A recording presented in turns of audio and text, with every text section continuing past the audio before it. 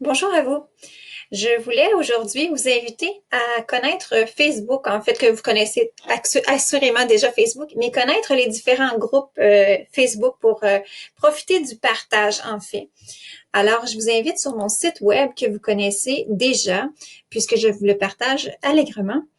Pour ceux qui ne se souviendraient pas de l'adresse ici, donc, quand je vous envoie un courriel, vous savez, dans ma signature ici, le lien ici pour se rendre, si vous cliquez dessus, vous allez arriver ici dans la page d'accueil du courriel. Donc, vous n'avez pas à le chercher indûment, vous allez le trouver dans mon adresse, dans ma signature.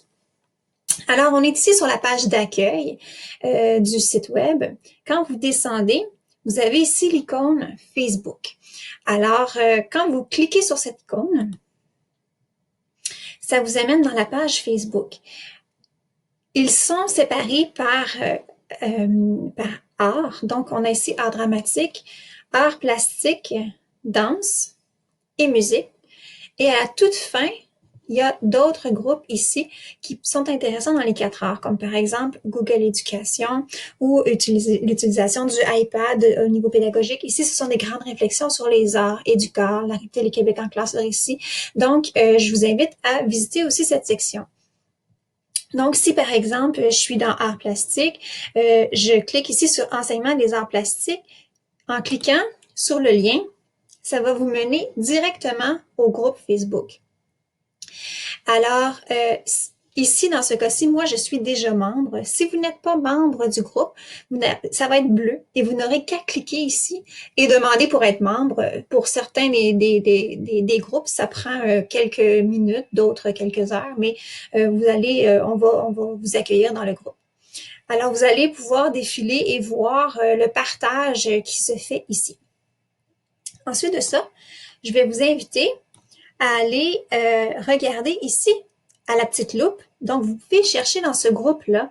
Par exemple, ici, je suis en art plastique. Alors, si je veux voir qu'est-ce que les gens ont fait, par exemple, sur le cubisme, disons, parce que je vais faire une activité sur le cubisme, au lieu de défiler toutes les activités une après l'autre, je peux simplement aller écrire cubisme et chercher. Et là, ça va venir me sortir ici tout ce que les gens ont fait. Dans ce cas-ci, j'ai pris un mot qui n'était pas très demandé, mais ça va venir vous sortir exactement toutes les posts, excusez-moi, ce qui a été écrit à ce sujet. Donc, vous n'avez pas à défiler vraiment, vous venez dans la barre de recherche ici. Quand vous allez sur Fichier, qui est ici, ça va venir vous présenter ici tout ce que les gens ont déposé. Donc, par exemple, ici, la personne a déposé un photomontage surréaliste. Vous allez dans le petit onglet ici, les 3 points, et là, vous pouvez voir la publication d'origine. Donc, on peut voir qui a publié ça. Donc, dans ce cas-ci, c'était Chloé Bernard qui avait publié, et on pourrait le télécharger directement à partir d'ici.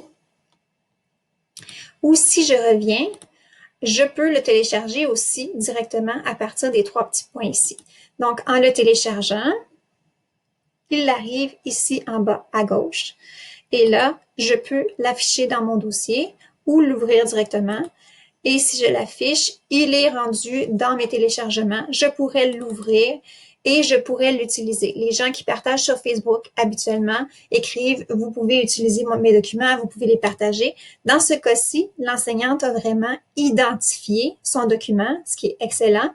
Si ce n'est pas fait, si le document n'est pas fait, je vous invite vraiment, même si vous le modifiez, à vraiment citer la personne qui a travaillé sur le document et ensuite vous pouvez écrire modifié par vous, mais vraiment identifier la source de la personne qui a travaillé sur ce document et qui a accepté généreusement de le partager avec vous. Alors voilà, il y a vraiment plusieurs groupes auxquels vous pouvez vous joindre. Le partage est très généreux.